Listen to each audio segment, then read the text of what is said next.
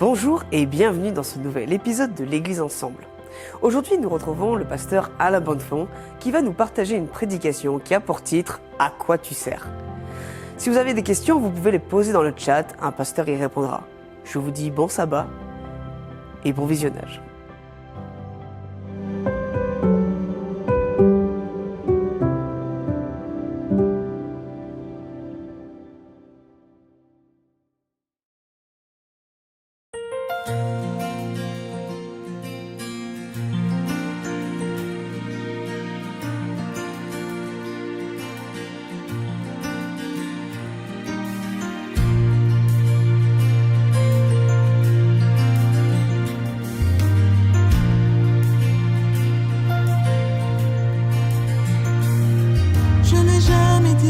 Tu serais comblé d'or et d'argent. Je n'ai jamais dit que tu échapperais aux tempêtes et au vent, mais j'ai promis que dans ce monde tu ne marcherais jamais seul. Oh, oh. Et je t'ai dit, regarde toujours vers le ciel.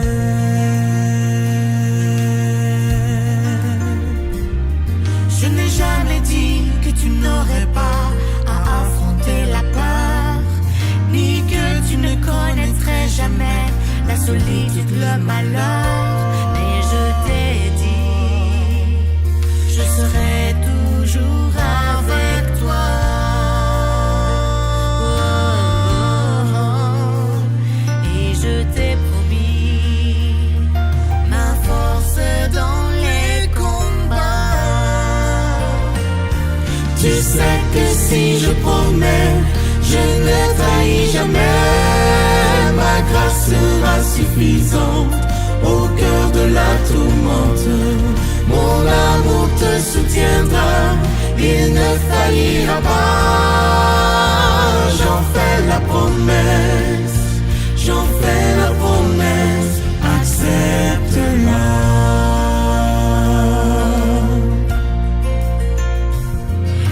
Jamais dit que tes amis ne te décevraient pas, ni que les gens que tu côtoies ne se moqueraient pas de toi.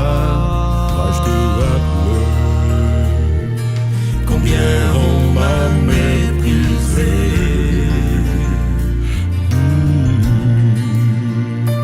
Et souviens-toi, mes voix ne sont pas tes voix.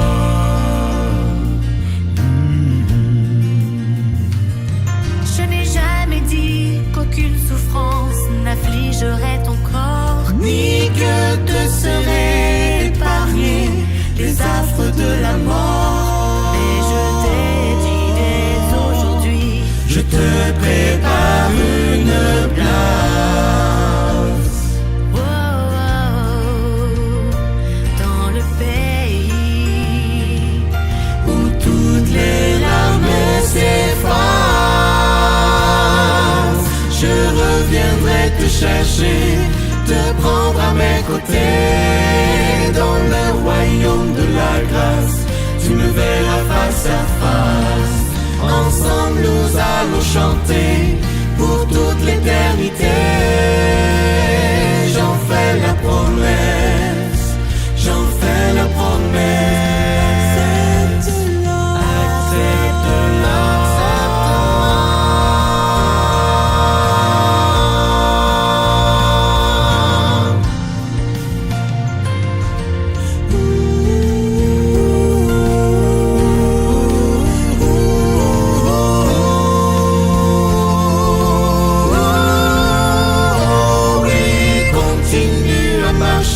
Surtout ne t'arrête pas. Dans le doute, dans l'obscurité, ma lumière t'éclairera.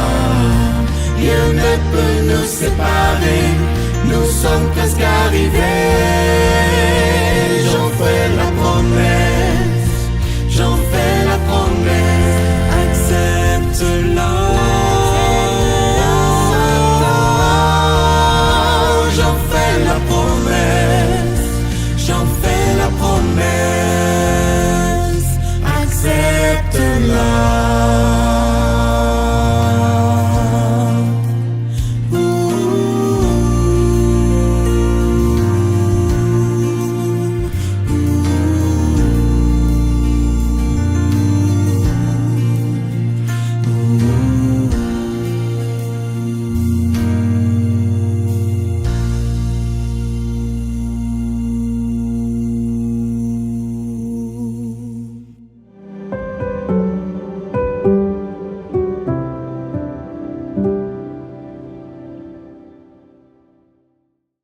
ouvrir les yeux à nouveau, prendre conscience de ce qui vient de se passer, s'apercevoir que le monde est à l'envers. Le ciel étoilé est en bas et que, au-dessus de ma tête, il y a la terre.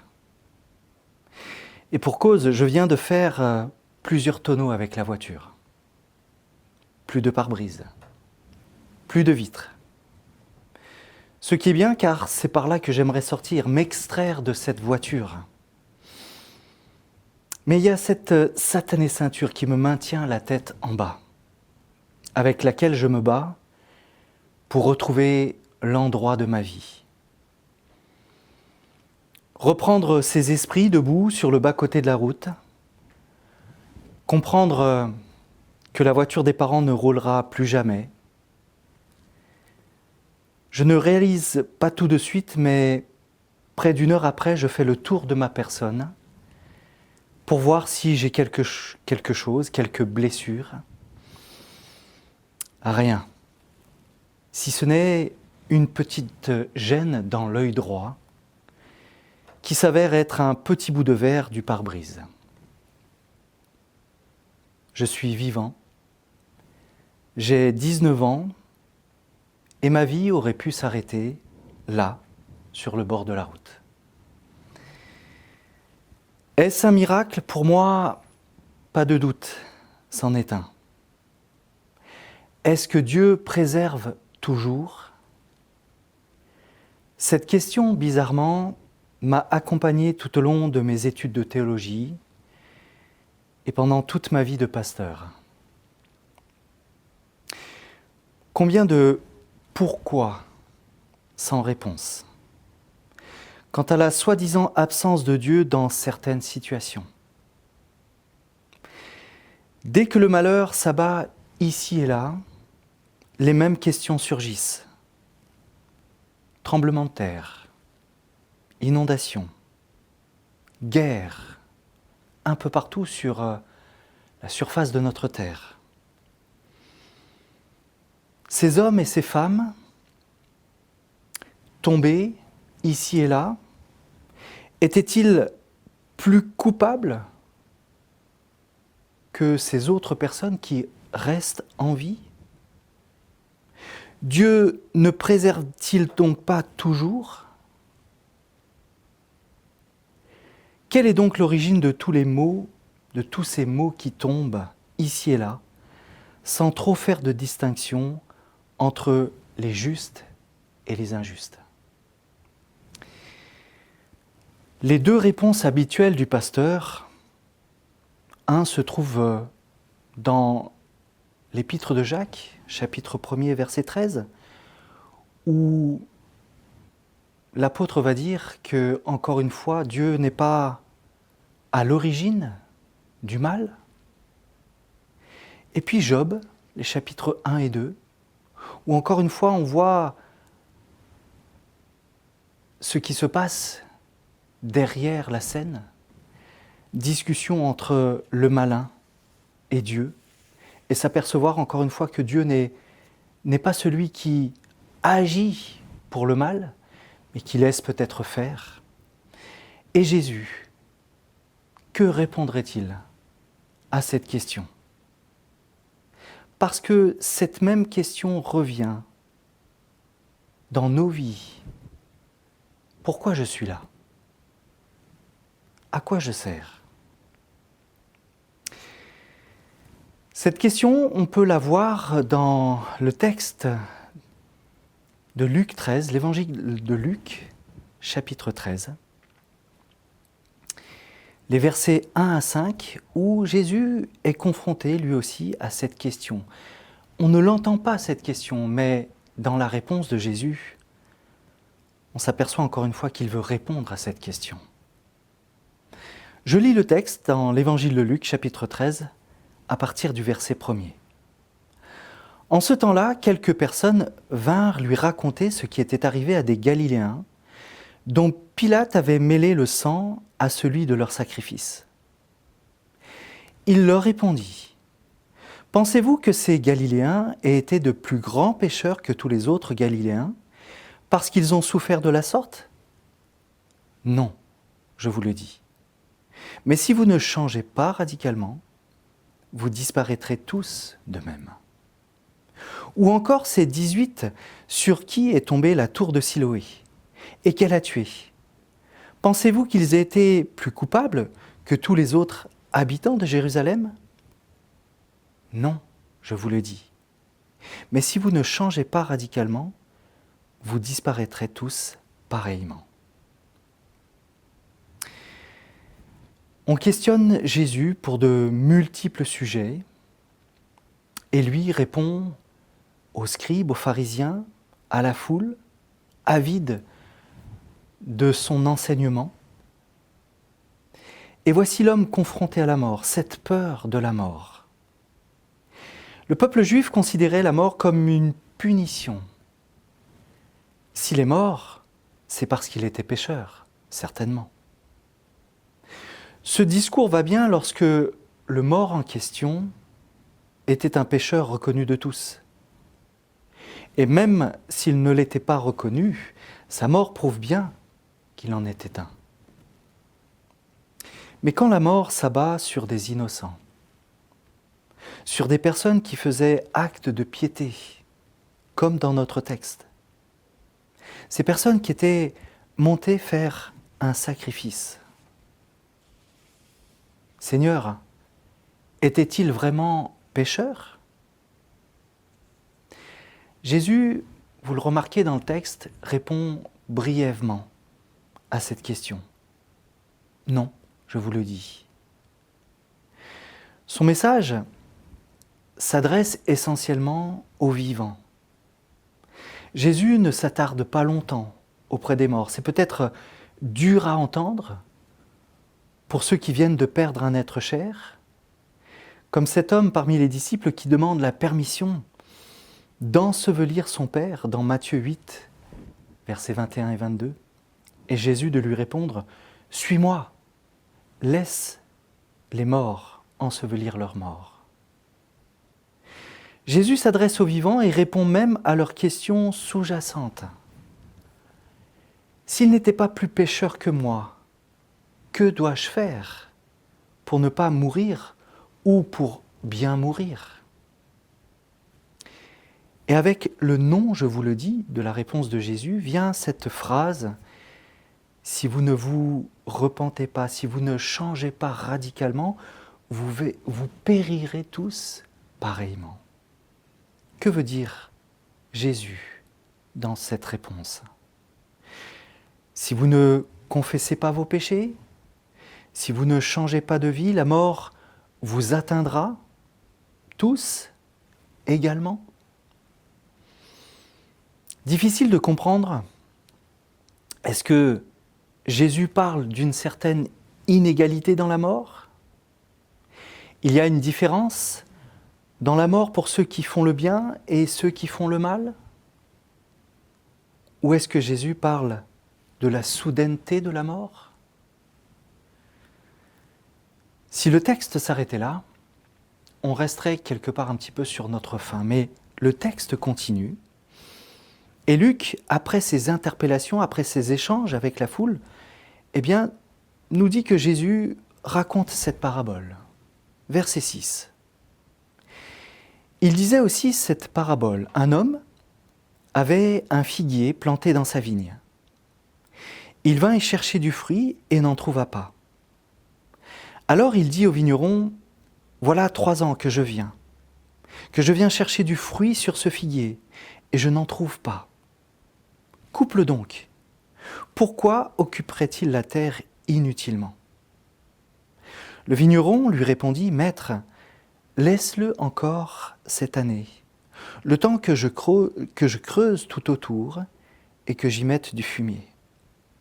Peut-être produira-t-il du fruit à l'avenir, sinon tu le couperas. » La vigne est toujours employée pour parler du monde. Le propriétaire de cette vigne, c'est Dieu. Le vigneron qui travaille dans la vigne de Dieu, eh bien, c'est Jésus. Et enfin, le figuier planté dans cette vigne, le figuier, c'est nous, c'est moi. Et cela fait 3 années que Dieu vient me visiter pour chercher du fruit. Et il n'en trouve pas. Il dit à Jésus, le vigneron, « Coupe-le. Pourquoi occupe-t-il la terre inutilement ?» Et donc ce vigneron, qui est Jésus, demande un sursis. Laisse-le encore cette année, le temps que je creuse tout autour et que j'y mette du fumier. Une année où le vigneron pourra travailler, élaguer, enlever la mauvaise herbe, raffermir ses racines par du fumier.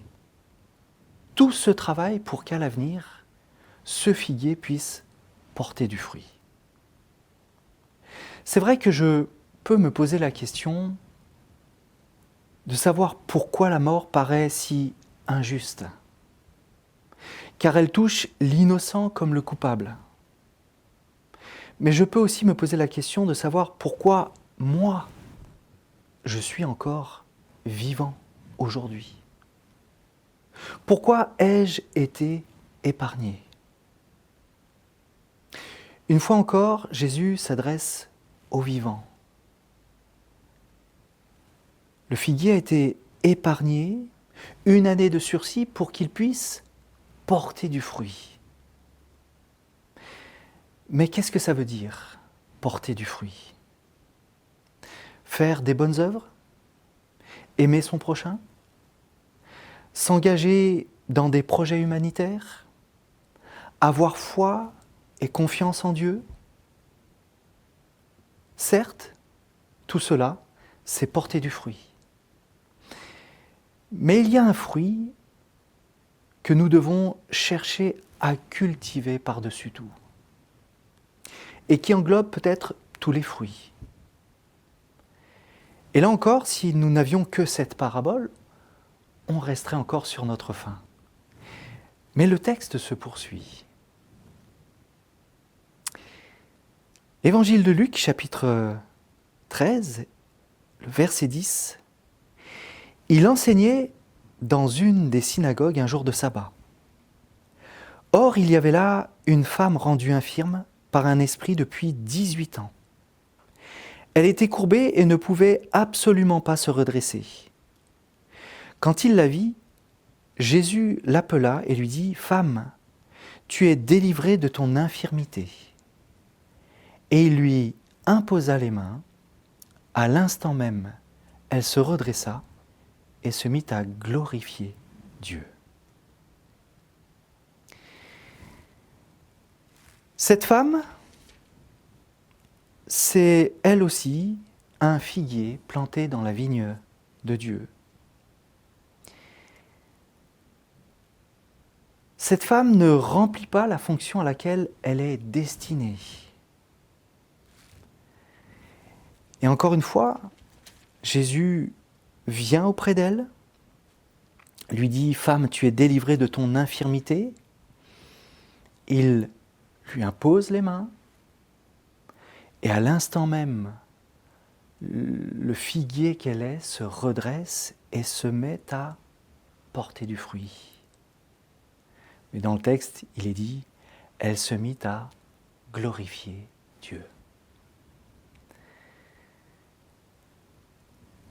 Juste après cette guérison, la première action qu'elle entreprend, c'est de glorifier Dieu.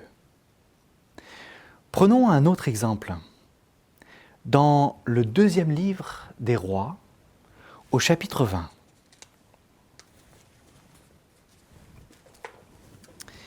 on nous parle du roi Ézéchias.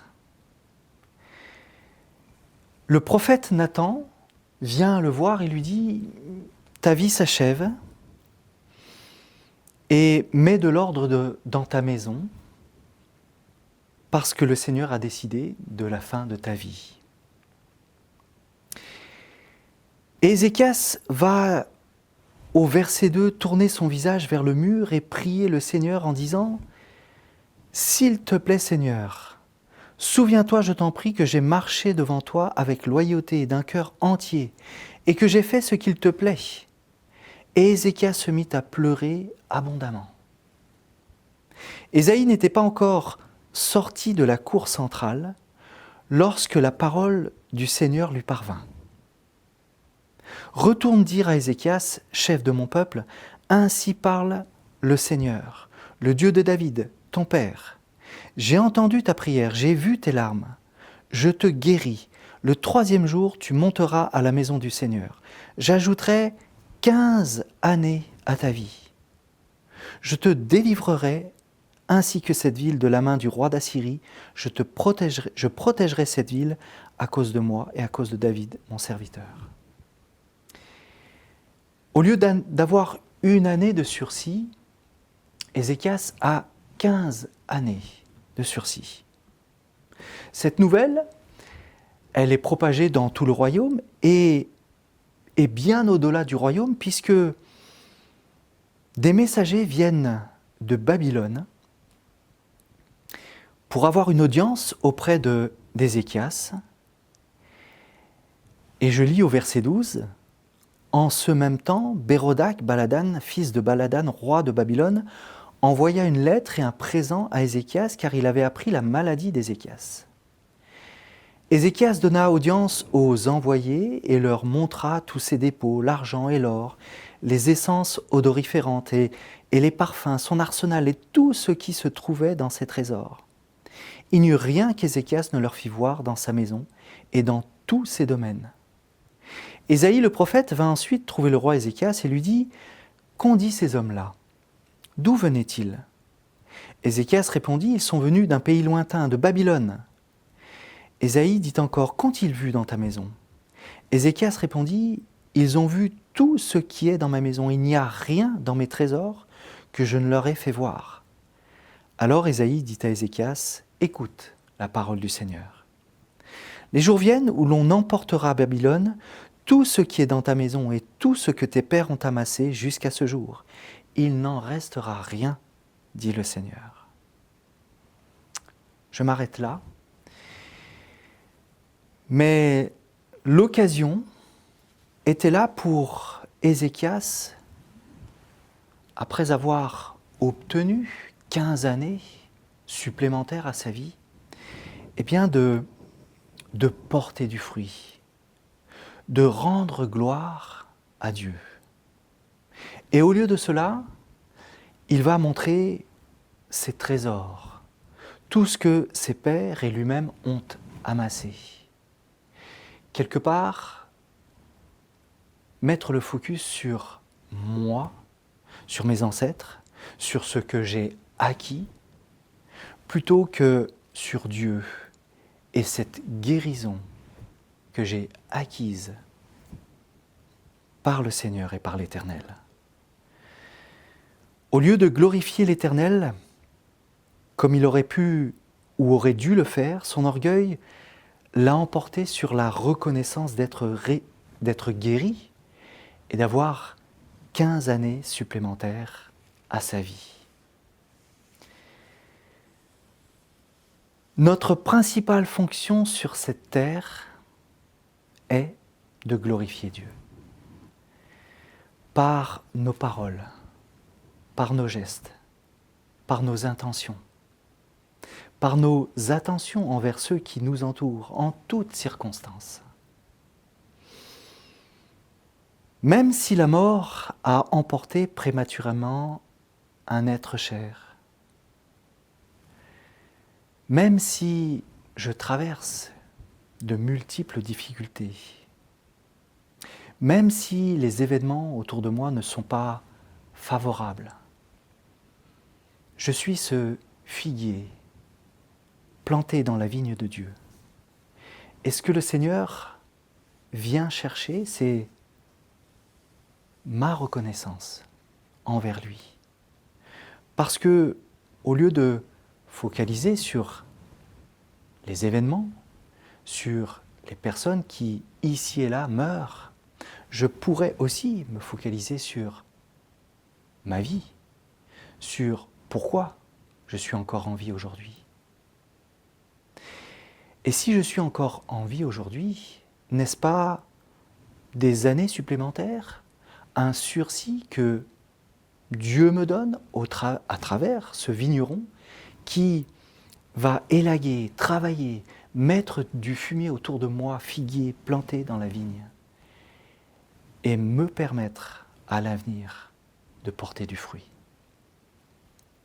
Je termine par les paroles d'un chant d'un auteur français, compositeur bien connu, où il dit « À quoi tu sers? Pourquoi tu es là? Qu'est-ce que tu espères? À quoi tu crois ?» Il y en a qui meurent, qui prient pour un morceau de terre. Il y en a qui risquent leur vie pour passer la frontière. Il y en a qui bronzent et d'autres se font la peau plus claire. Certains se matchent ou labourent, d'autres soignent ou bien peignent.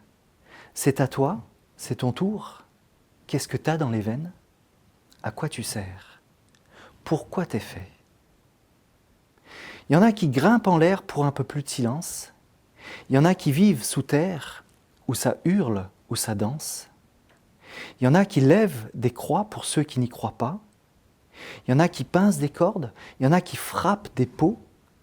Certains ne donnent qu'aux hommes, mais d'autres n'aiment personne. Mais il y a toujours la lune qui se méfie du soleil. Et quand tout ça changera, c'est pas demain la veille. Il y en a qui courent une vie pour gagner 2 dixièmes. À présent, c'est ton tour. Qu'est-ce que tu nous amènes? À quoi tu sers? Pourquoi t'es fait? T'as la lumière? Et puis après. Merci à Alain Bonnefond pour ce temps de partage. Vous le savez, vous pouvez donner vos offrandes en cliquant dans le lien qui se trouve en description. Bon sabbat et à la semaine prochaine.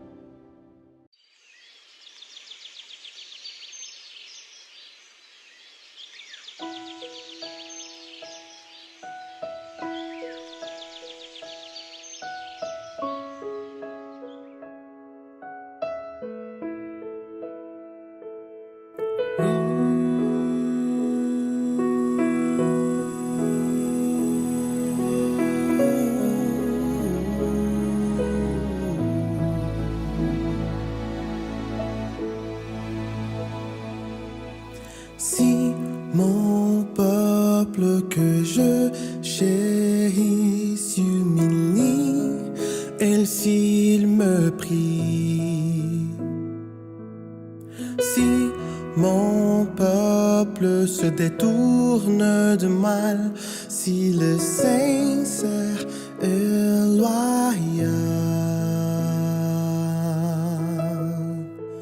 alors je l'entendrai. Je le pardonnerai, je bénirai sa terre, ses enfants et ses frères. Puis je me lèverai, je le défendrai, je défendrai mon peuple, et il n'aura plus peur.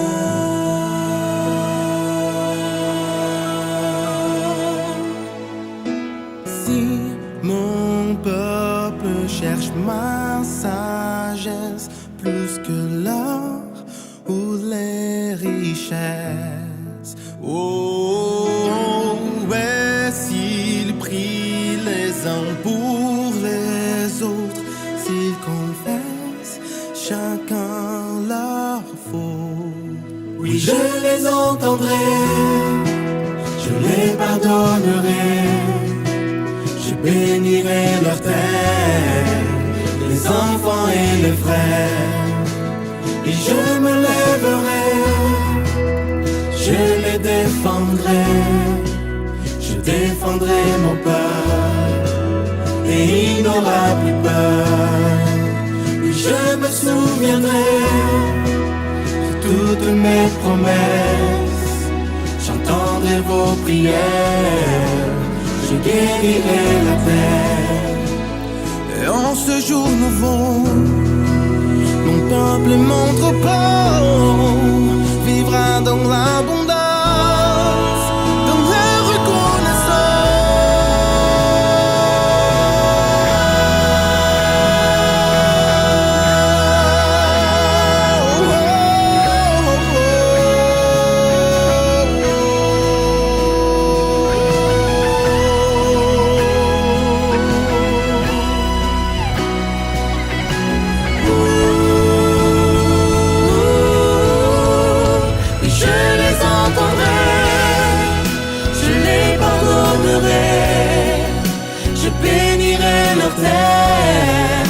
les enfants et les frères, et je me lèverai, je les défendrai mon peuple, et il n'aura plus peur. Oui, je me souviendrai de toutes mes promesses, j'entendrai vos prières, je guérirai la terre.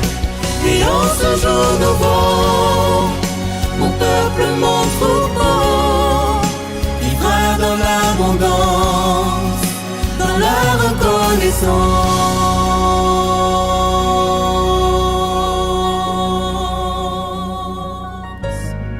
Mon enfant, aujourd'hui, je veux te rappeler que si tu t'humilies, prie et cherche ma face, et si tu te détournes de tes mauvaises voies, je t'exaucerai des cieux, je pardonnerai tes péchés et je te guérirai. Je t'en fais la promesse. Oui, je les entendrai, je les pardonnerai, je bénirai leur terre, les enfants et les frères, et je me lèverai, je les défendrai, je défendrai mon peuple, et il n'aura plus peur. Oui, je me souviendrai de toutes mes promesses, j'entendrai vos prières, je guérirai la terre. Et en ce jour nouveau, mon peuple, mon troupeau vivra dans l'abondance, dans la reconnaissance. Au nom de Jésus-Christ.